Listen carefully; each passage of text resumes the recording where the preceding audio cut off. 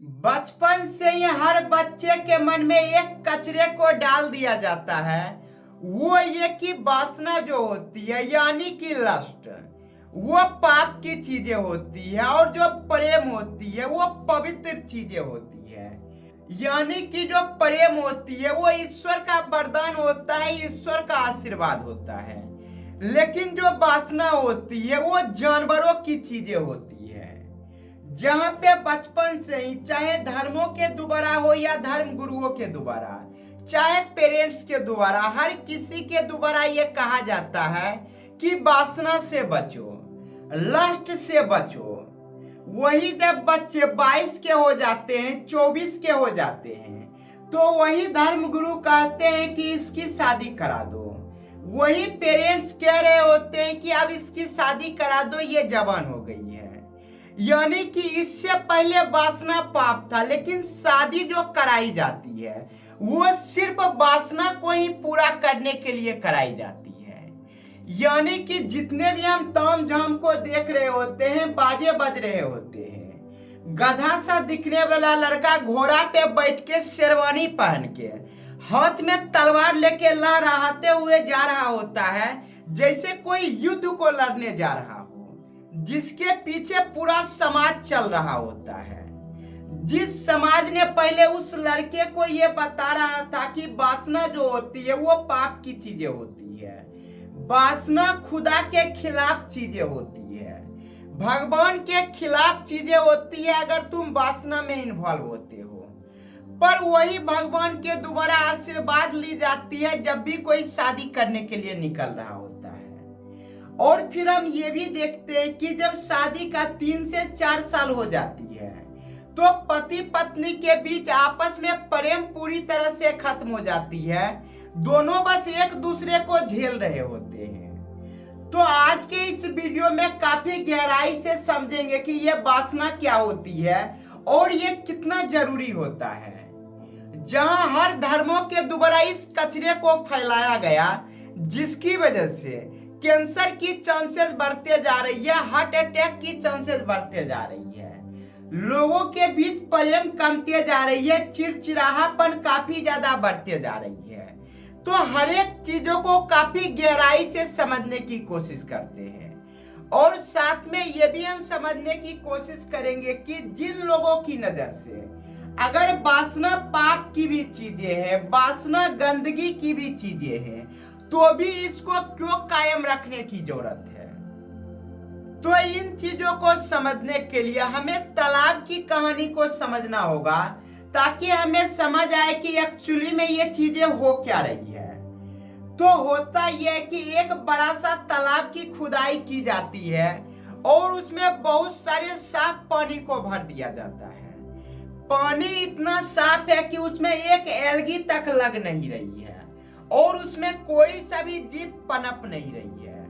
तो इतने साफ पानी को देख के लोगों को यहाँ पे ये लगा कि क्यों नहीं इसमें मछलियों को डाल दे, ताकि मछली इसमें धीरे धीरे बड़ा होने लगेगी और हमें फायदा भी होगा जब मछली काफी ज्यादा बढ़ने लगेगी। तो वो क्या करता है कि इस साफ पानी में कुछ मछलियों को डाल देता है, जहां पे पानी इतना साफ है कि मछली को उस पानी में रहने में कोई परेशानी नहीं हो रही है और वो अच्छे से उसमें रह रही है।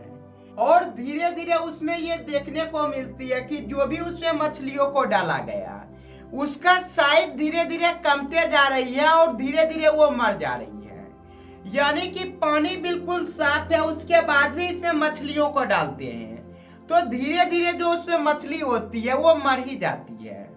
बार बार उसमें मछलियों को डाला जाता है और बार बार रिजल्ट सेम मिलती है कि हमेशा सारी मछलियां मर जाती है। तो इसके बाद किया यह जाता है कि मछलियों के साथ बहुत सारे मरे हुए जानवर को भी उस तालाब में डाल दिया जाता है। यानी कि जिस समय मछलियों के साथ उस तालाब में बहुत सारे मरे हुए जानवरों को डाल दिया गया तो पानी जो थी तालाब की वो पूरी तरह से गंदी हो गई। और उस गंदे तालाब में जब मछली रहने लगी तो धीरे धीरे ये देखा गया कि वो जो मछलियां हैं वो मरे हुए जानवर को खा रही है और जैसे जैसे मछली मरे हुए जानवरों को खाते जा रही है तो पानी फिर से साफ होने लगती है और दिखने में काफी सही लगने लगती है। और इस प्रोसेस के दौरान मछलियां की जो साइज है काफी स्पीड से बढ़ते जा रही है और वहां पे मछलियों की संख्या भी काफी ज्यादा बढ़ते जा रही है। जहां पे मछली की जो साइज है वो काफी बड़ी हो गई है और मछली की संख्या भी बहुत हो गई है। यानी कि इंसान जो चाह रहा था कि साफ पानी में मछलियों को बहुत सारा कर दे और उसमें मछली की साइज में भी ग्रोथ आते रहे, वो चीजें जब अचीव हो जाती है तो अब लोगों को लगता है कि पानी में जो मछलियां डाले थे, मेरा मकसद था पानी को साफ रखना, लेकिन इससे पहले जब पानी साफ था उसमें कोई गंदगी नहीं थी, तो ना मछली उसमें ग्रो कर रही थी ना उसमें मछली जिंदा रह रही थी। लेकिन जब हमने बहुत सारे मरे हुए जानवरों को डाल दिया तो पानी गंदा हो गई, जो कि हमारा एम नहीं था। हमारा एम था मछली भी रहे और पानी भी साफ रहे।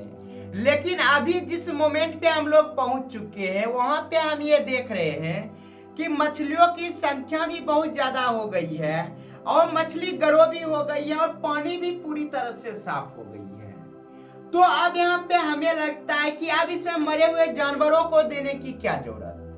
अगर मरे हुए जानवरों को फिर से देंगे तो पानी फिर से गंदी हो जाएगी और मछली को फिर से पानी को साफ करने की जरूरत पड़ेगी। तो हम क्या करते हैं कि आप पानी में गंदगी को डालना छोड़ देते हैं और देखते हैं कि धीरे धीरे मछलियां की जो संख्या है वो फिर से कमती हुई जा रही है। जो भी मछली बड़ी हो गई थी धीरे धीरे वो छोटे होते जा रही है और इसी क्रम में उसकी मौत होते जा रही है। यानी कि हम पानी से सिर्फ गंदगी को हटा दिए और हमें लग रहा था कि जब पानी से गंदगी को हटा देंगे तो अब पानी साफ रहेगी और इसी प्रकार से ये आगे चलते रहेगी। लेकिन मछलियों का जो काम था वो काम ही था पानी को कंटिन्यूअस साफ रखना, पर मछली के दोबारा जो काम किया जा रहा था पानी को साफ रखने की, हमने उसके काम को ही छीन लिया। अब उसके काम को छीन लिया तो मछली की जरूरत पानी में खत्म हो गई और पानी ऑलरेडी पूरी तरह से साफ हो गई। तो हम सिर्फ गंदगी को ही खत्म नहीं कर दिए, एक पूरे प्रोसेस को खत्म किए और जब पूरे प्रोसेस को खत्म किए तो हमें ये मालूम पड़ती है कि मछलियां भी पूरी तरह से खत्म हो गई। अब यहाँ पे फिर सब परेशान हो जाता है कि अब मेरी क्या गलती है। मैंने पानी को भी साफ रखा और मछलियां को भी बड़ी कर दी, अब इसमें गंदगी को डालने की क्या जरूरत। और मैंने गंदगी को नहीं डाला तो मछलियां मर गई, इसमें मेरी क्या गलती है। मैं तो चाह रहा था कि मछली साफ पानी में रहे। अब यहाँ पे एक चीज और समझ सकते हैं कि इस प्रोसेस के बाद जब पानी पूरी तरह से साफ हो गई या अगर इसमें फिर से गंदगी को डाल देते हैं तो हम ये पाते हैं कि मछली फिर से काम में लग गई है पानी को साफ करने में और इस प्रोसेस की वजह से मछलियों में ग्रोथ भी हो रही है, नंबर के टर्म्स में भी और मछली के ग्रोथ में भी। यानी हर चीजें एक इकोसिस्टम की तरह चल रही है। इसी प्रकार से इंसानों के साथ होता है। जब एक बच्चा पैदा होता है तो वो पूरी तरह से साफ रहता है, साफ पानी की तरह। यानी वो एक समय तक तो अपनी पानी को बढ़ा सकता है, यानी पानी साफ ही रहेगा और सिर्फ पानी की अमाउंट बढ़ रही है जिसमें कोई भी चीजें पनप नहीं रही है। जब उसका एज 18-20 के पार हो जाता है, अगर बायोलॉजी के हिसाब से बात करें तो जब किसी का उम्र 16-17 होने लगता है तो उसके शरीर में बहुत सारे फिजिकल चेंजेस होने लगती है, जिसकी वजह से होता यह है कि उसकी नीड बदल जाती है। यानी कि स्टार्टिंग के दिनों में उसे सिर्फ खाना मिल जाए तो उसके शरीर के लिए ये चीजें काफी थी। लेकिन जब समय बढ़ती है, उम्र बढ़ते जाती है तो उसमें बहुत सारे हार्मोनल चीजें आ जाती है जो उसकी शरीर की जरूरत बनते जाती है, जहां पे उसको हर चीजों की जरूरत पड़ेगी। तो इस जरूरत को पूरा करने के लिए समाज में एक व्यवस्था बनाई गई कि इसकी शादी करा दो, जहां सबको पता होता है कि अगर किसी की शादी कराते हैं तो ये जानवर की तरह बिहेव करेगा और ये जंगली जानवर की तरह रहेगा और ये पाप करेगा, यानी कि ये वासना में डूबा हुआ रहेगा। उसके बाद भी हर लोग इन चीजों को सपोर्ट कर रहे होते हैं कि अभी इसे गंदगी दो, क्योंकि धर्म के हिसाब से, धर्म गुरु के हिसाब से वासना जो होती है वो एक गंदगी की तरह होती है जो इंसानों को धूमिल कर देती है, यानी कि इंसानों को गंदा कर देती है। तो यहाँ पे इंसानों को ग्रो करने के लिए, उसके रिश्ते को बनाए रखने के लिए, यानी दो इंसान के बीच रिश्ता अच्छा बन जाए, दोनों के बीच रिश्ता मजबूत हो जाए, एक कनेक्शन हो जाए दोनों के बीच, इन चीजों को पनपने के लिए वहां पे वासना को दे दिया जाता है। यानी वासना हर इंसान के अंदर पहले से ही मौजूद होती है, बस इन चीजों को पूरा करने के लिए शादी करा दी जाती है। यानी कि शादी का जो प्रोसेस होता है वो वासना का ही प्रोसेस होता है, जहां पे उसकी वासना को फुलफिल करने के लिए शादी करा दी जाती है। अब यहाँ पे हर इंसानों को पता होता है कि ये आपस में क्या चीजें कर रहे होंगे, और जब समय धीरे धीरे आगे बढ़ती है, जब शादी का 5 से 10 साल हो जाते हैं, तो इसी बीच उसी वासना की वजह से बहुत सारे बच्चे आ जाते हैं और दोनों के बीच एक गजब का बॉन्डिंग होता है, जिसकी वजह से दो जिस्म एक जान बन जाती है। लेकिन फिर जितने भी धर्म होते हैं और जो धर्म गुरु होते हैं वो कहते हैं कि कब तक तुम ऐसे जानवरों की तरह रहोगे, कब तक अपने आप को अपने ऊपर गंदगी को हावी करने दोगे। तो इन चीजों से निकलो, यानी जिस्मानी प्यार को छोड़ के रूहानी प्यार पे जाओ, लस्ट को छोड़ के स्पिरिचुअलिटी पे आओ, यानी कि वासना से ऊपर उठो और स्पिरिचुअलिटी में आओ, जहां पे ये जो चीजें होती है ये कैंसर की तरह काम कर रही होती है। जहां पे जो प्यार होती है वो तालाब की उस मछली की तरह होती है कि अगर वासना की गंदगी उसके अंदर से हटा ले तो वो मछली उसी टाइम पे मर जाएगी। यानी कि एक कपल के बीच फिजिकल इंटीमेसी होना बंद हो जाए तो टाइम के साथ साथ दोनों सिर्फ एक दूसरे के साथ ड्यूटी को निभाएंगे और जो प्यार होगी वो पूरी तरह से खत्म हो जाएगी। यानी कि एक दूसरे के बीच प्यार नहीं रह जाएगा, बल्कि एक दूसरे को सिर्फ झेलना पड़ेगा। जहां हम ये देखे थे कि किस प्रकार से अगर मछली को ग्रो करना है तो वहां पे मरे हुए जानवरों को दिया जाता है, जहां पे एक प्रोसेस होती है, जहां पे मछली पानी को साफ करने की कोशिश कर रहा होता है और इसका बाय प्रोडक्ट जो होती है वो होती है मछली के शरीर में ग्रोथ की, और दूसरा जो बाय प्रोडक्ट होती है वो होती है मछली के अंडे, यानी जिस अंडे की वजह से उसमें बहुत सारी मछलियां आ रही है। यही चीजें इंसानों के साथ भी होती है कि जो वासना होती है अगर वो गंदगी भी होती है तो उस गंदगी की वजह से दो लोगों के बीच प्यार बढ़ते जाती है, जिसका नतीजा ये होता है कि हम देखते हैं कि किस प्रकार से बच्चे भी आने लगते हैं और धीरे धीरे बॉन्डिंग और भी ज्यादा मजबूत होने लगती है। अब हम लोग यहाँ पे ये समझने की कोशिश करते हैं कि सेक्स करने की वजह से और सेक्स ना करने की वजह से क्या क्या फायदे होते हैं और क्या क्या नुकसान होते हैं। लेकिन इससे पहले हम धर्म गुरुओं और धर्म ग्रंथों की बात कर लेते हैं, जिसमें फिजिकल इंटीमेसी को पाप कहा जाता है। तो इन चीजों को काफी डिटेल में पहले समझ लेते हैं, फिर आगे इन चीजों में बढ़ेंगे कि सेक्स ना करने की वजह से कौन कौन सी बीमारी आने लगती है और कैसे रिश्ते खराब होने लगते हैं। तो सबसे पहले हम धर्म गुरुओं की बात करते हैं जो कहते हैं कि ब्रह्मचारी बनो, यानी कि वासना से ऊपर उठ जाओ।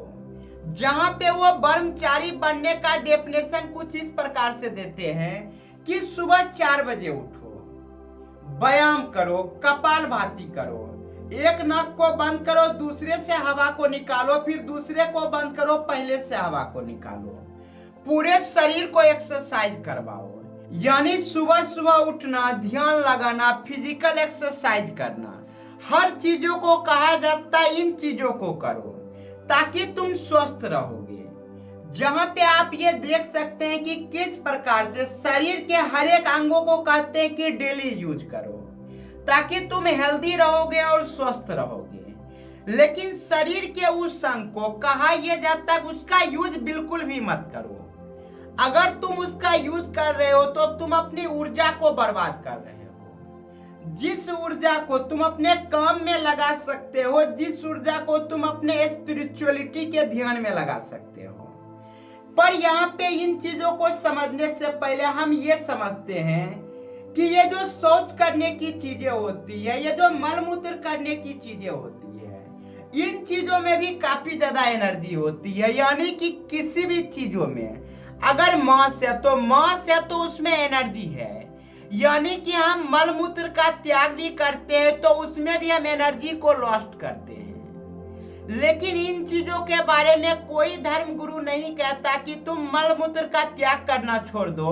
अगर मलमूत्र का त्याग नहीं करोगे तो तुम्हारे अंदर जो एनर्जी है वो एनर्जी बनी ही रहेगी। पर हर किसी को पता होता है कि अगर सिर्फ पेशाब करना कोई छोड़ दे तो उसका शरीर पूरी तरह से सड़ जाएगा। अगर मलमूत्र का त्याग करना छोड़ दे तो उसका शरीर पूरी तरह से महकने लगेगा, सड़ने लगेगा। पर जो स्पर्म होती है, अगर उसका कोई इजैकुलेशन करता है तो इसमें यह कहा जाता है कि इन चीजों को बचा के रखो।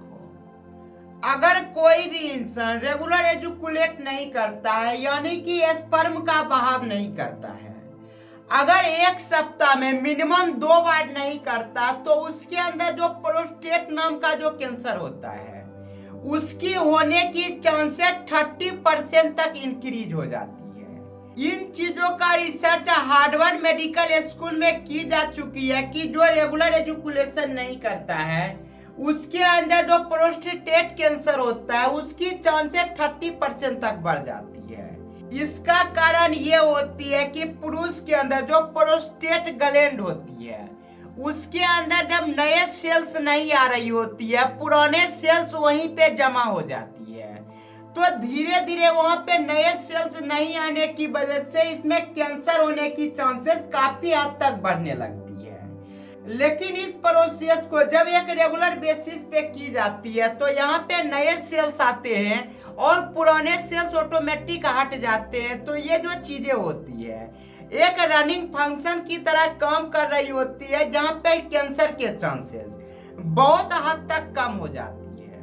और जो भी इंसान रेगुलर रूटीन पे फिजिकल इंटीमेसी में शामिल होते हैं उसके अंदर जो हार्ट अटैक के चांसेस होते हैं, दिल से जुड़ी बहुत सारी बीमारियां की जो चांसेस होते हैं वो बहुत हद तक कमते जाती है। क्योंकि जब कोई भी इंसान फिजिकल इंटीमेसी में शामिल होता है तो वहां पे जो कार्डियो वर्कआउट काफी अच्छे से हो रही होती है, जिसकी वजह से ब्लड प्रेशर जो होती है वो काफी हद तक मेंटेन रहती है।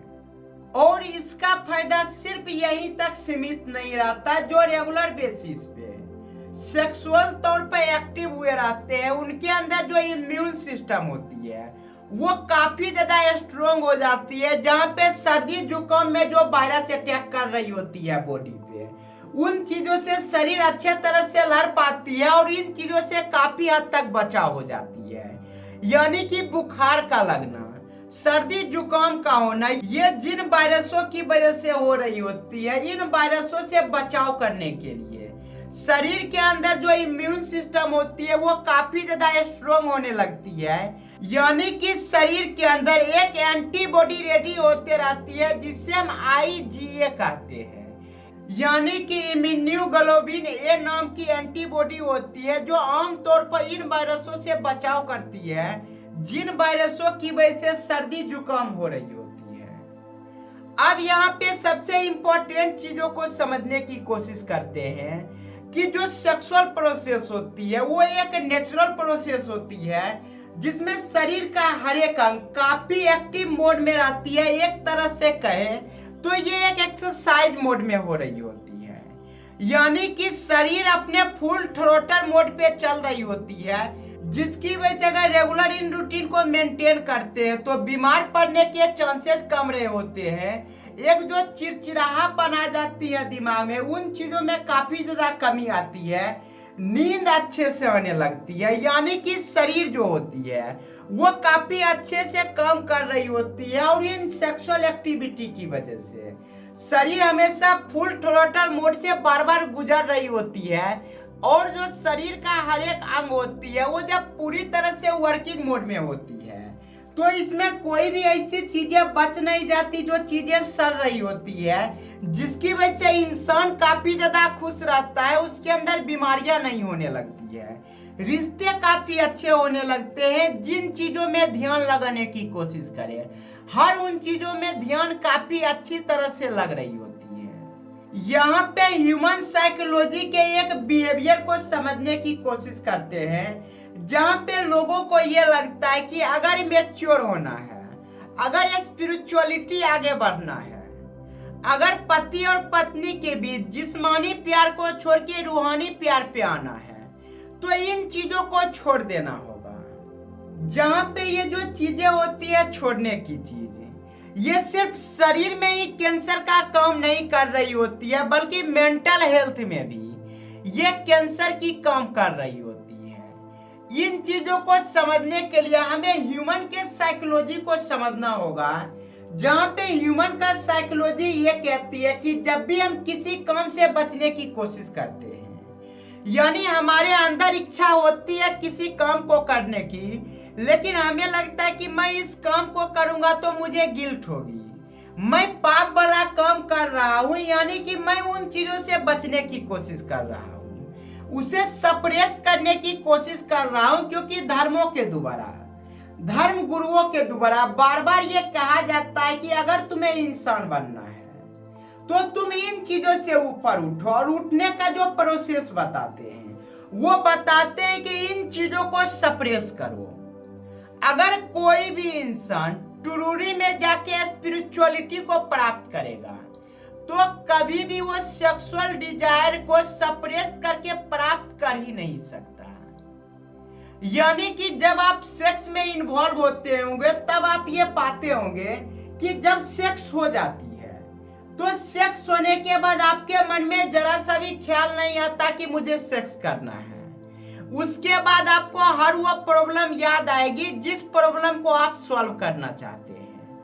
पर आप अगर ये सोच रहे हैं कि मैं सेक्स नहीं करूंगा, मैं सिर्फ अपने काम पे ध्यान दूंगा, यानी आप बार बार ध्यान देने की कोशिश कर रहे होते हैं काम पे, लेकिन आपका जो दिमाग है वो वहीं पे अटका हुआ है कि मैंने सेक्स नहीं किया, सेक्स करना पाप है इसलिए मैं उन चीजों को अब करूंगा नहीं। यानी कि आप जितना दबाने की कोशिश करेंगे आपको लगेगा कि वो चीजें दब रही है, पर वो चीजें दब नहीं रही है, बल्कि वो चीजें उफान मार रही है। और अगर उस उफान को दबा दिया गया तो वो चीजें धीरे धीरे सड़ने लगेगी, और सड़ने के बाद इसका जो आउटकम आएगा वो रिश्ते पे आएगा, वो शरीर पे आएगा, जहां पे शरीर का अंग धीरे धीरे खराब होने लगेगा। जो शरीर का जो बनावट होती है वो कुछ इस प्रकार से होती है कि यूज इट और लूज इट, या तो तुम इसे यूज करो या फिर तुम इसे लूज करो। अगर कोई भी इंसान सेक्सुअल इंटीमेसी में इन्वॉल्व होना छोड़ देता है, धीरे धीरे उसका जो वो अंग होता है जो सेक्सुअल एक्टिविटी में काफी ज्यादा जरूरी होता है, वो चीजें धीरे धीरे नाकाम होने लगती है, वो चीजें धीरे धीरे सड़ने लगती है, जिसकी वजह से कैंसर होने लगती है, दिल की बीमारियां होने लगती है, ब्रेन जो होती है वो अलग ही डायरेक्शन में काम करने लगती है। यानी कि भगवान के द्वारा बनाई गई हर चीजों को यूज करना चाहते हैं, उसमें हमें पाप जैसा बोझ नहीं होता। यानी कि हमें मुंह दी गई है तो हम मुंह से खाना खाते हैं, नाक दी गई है तो नाक से सांसें लेते हैं, और भी जो चीजें दी गई है हर चीजों का यूज करना चाहते हैं और उन चीजों का यूज कर भी रहे होते हैं। लेकिन जो वो चीजें होती है जिन चीजों से धर्म गुरु बचना चाहते हैं, जिन चीजों से धर्म शास्त्र बचना चाहता है, उन चीजों को हमेशा पाप करार दिया जाता है। आज अगर इंडिया की बात करें तो कहा यह जाता है कि इंडिया में स्पिरिचुअलिटी काफी ज्यादा है। यानी कि इंडिया में स्पिरिचुअलिटी इतना ज्यादा है, तो इन चीजों से आप ये अंदाजा लगा सकते हैं कि इंडिया में कितना ज्यादा सेक्सुअल डिजायर को दबाने की कोशिश की जा रही है। जहां पे लोगों को लगता है कि मैं तो सिर्फ सेक्सुअल डिजायर को दबा रहा हूं, जिससे स्पिरिचुअलिटी काफी ऊपर जाए, लोग काफी ऊपर आ जाए, पर इसका परिणाम सीधे उल्टा होते जा रही है। वही अगर अमेरिका को देखें और भी ज्यादा विकसित देशों को देखें, जहां पे जो फिजिकल इंटीमेसी होती है या जो सेक्सुअल बातें होती है, वहां पे ये चीजें काफी कॉमन कर दी गई है, जिसकी वजह से लोगों का ध्यान कहीं पे अटक नहीं रही है। हर इंसान आसमान में जा रहा है, यानी कि वहां पे तरक्की हो रही है, पूरी दुनिया बदल रही है, दुनिया देश विकसित हो रही है। पर जहां पे सेक्सुअल डिजायर को दबाया जाता है, वहां पे सिर्फ सेक्सुअल डिजायर को दबाया नहीं जाता, बल्कि बीमारी की दुकान को खोला जाता है। और सबसे आखिरी में हम ये समझते हैं कि ये जो सेक्सुअल डिजायर होती है, जब पति पत्नी के बीच 10 साल 15 साल हो जाते हैं, तो दोनों को आपस में लगता है कि अब हम काफी ज्यादा मैच्योर हो गए हैं, और चूंकि मैच्योर हो गए हैं तो हमारे बीच जो रिश्ता है जिस्मानी रिश्ता है, इस जिस्मानी रिश्ता को हटा के अब इसको रूहानी रिश्ता में बदल देते हैं। यानी कि अब जिस्मों की वजह से हम साथ नहीं है, दोनों का रूह एक दूसरे से कनेक्ट हो गई है, इसकी वजह से हम दोनों अब साथ में रहेंगे। पर इन चीजों का नतीजा ये होता है कि दोनों एक दूसरे के साथ सिर्फ फर्ज को निभा रहे होते हैं, दोनों के बीच कोई प्यार रह नहीं जाता। यानी लोगों को लगता है कि मैच्योरिटी तब आती है जब हम सेक्सुअल चीजों में इन्वॉल्व नहीं होते, जहां पे साइंस भी ये कह रही होती है कि जो भी इंसान जितने दिनों तक फिजिकल इंटीमेसी में इन्वॉल्व रहेगा, उतने दिनों तक उसके शरीर का हर एक अंग काम करते रहेगा। यानी कि जो शरीर की बनावट है, ये उस प्रकार से बनावट है कि अगर जिन चीजों का हम यूज करना छोड़ देंगे, वो चीजें धीरे धीरे खराब होने लगेगी, और इसको रेगुलर बेसिस पे यूज करते रहेंगे तो ये चीजें बनी रहेगी। और इन चीजों को बने रहने से फायदा ये होता है कि उम्र बढ़ने लगती है। यानी कि सेक्स ना करने वाले जो लोग होते हैं, जो पूरी तरह से अपने सेक्स डिजायर को दबा दिए हैं, और इसके कंपैरिजन में एक और इंसान है जिसका फिजिकल बॉडी से लेकर हर एक चीजें बराबर है, एक अगर फिजिकल इंटीमेसी में काफी दिनों तक इन्वॉल्व रहता है, तो इसका जो एज होता है इस इंसान से काफी ज्यादा बढ़ जाता है। इसके पीछे भी साइंस का बहुत सारा नियम है, जिसमें हम कुछ नियम को समझने की कोशिश करते हैं। जब कोई भी इंसान फिजिकल इंटीमेसी में इन्वॉल्व होता है, तो उस इंटीमेसी के दौरान उसके पूरे बॉडी का एक्सरसाइज हो रही होती है, उसके शरीर का जो ब्लड प्रेशर होता है वो एक्सट्रीम तक जाती है, फिर लो होती है। यानी कि जो एक कार्डियो एक्सरसाइज होती है वो हो रही होती है। और दूसरी चीजें, इस प्रोसेस के दौरान इंसान काफी ज्यादा खुश रहता है, उसके माथे में यानी कि उसके ब्रेन में डोपामिन रिलीज होते रहती है, जिसकी वजह से काफी ज्यादा उसे खुशी महसूस होती है। और जब भी कोई इंसान हमेशा खुश रहता है, तो उसका जो एज होता है वो भी काफी अच्छे से बढ़ने लगती है। यानी कि जब भी कोई इंसान बहुत ज्यादा खुश रहने लगता है, तो उसके अंदर बीमारियां कम आने लगती है।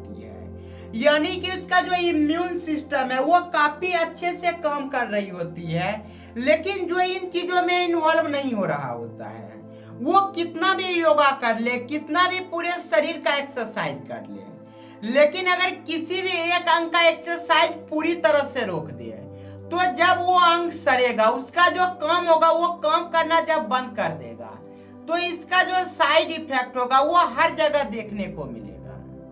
इसे हम इस एग्जांपल से भी समझ सकते हैं कि अगर हमारा शरीर पूरी तरह से स्वस्थ है, लेकिन हमारे शरीर के अंदर जो किडनी होती है वो सिर्फ फेल हो जाए, यानी कि पूरा शरीर साफ है, सिर्फ एक किडनी सड़ गई है, तो उस किडनी सड़ने की वजह से हमारा पूरा शरीर का जो क्लीनिंग सिस्टम है वो क्लीनिंग सिस्टम खराब हो जाती है, और हमारा पूरा शरीर सड़ने लगती है, और इसका फल स्वरूप ये होती है कि हमारी मौत हो जाती है। तो यही चीजें होती है। अगर इन चीजों को हम दबाने की कोशिश करेंगे तो चीजें दबती नहीं, चीजें सड़ने लगती है। अब यहाँ पे एक आखिरी सवाल ये आता है कि आखिर अगर ये चीजें करनी चाहिए तो कितनी ज्यादा करनी चाहिए। अगर इसको ज्यादा करेंगे तो भी नुकसान होती है, और अगर इसको कम करेंगे तो भी नुकसान होती है। ठीक उसी तरह जैसे हम खाना को खाते हैं, अगर किसी भी खाना को जो हेल्दी फूड भी हो उसको भी अगर बहुत ज्यादा कंज्यूम करेंगे तो उसे कंज्यूम करने की वजह से भी हमारी मौत हो जाएगी। और अगर उसको नाम मात्र का खाते हैं यानी कि थोड़ा सा खाते हैं तो उन चीजों की वजह से भी हमारी मौत हो जाएगी। तो यहाँ पे जो सबसे बड़ी चीजें आती है वो चीजें ये आती है कि जरूरत से ज्यादा और जरूरत से कम दोनों चीजें इंसानों के लिए खतरनाक होती है। यानी कि इंसानों की जो डिजायर होती है उस डिजायर को सही से मेंटेन करना, यही चीजें इंसानों में डिप्रेशन हटाएगी, यही चीजें इंसानों को खुश रखेगी। और जब इंसान खुश रहेगा तो ऑटोमेटिक उसका एज बढ़ते जाएगा, वो काफी ज्यादा हेल्दी रहेगा।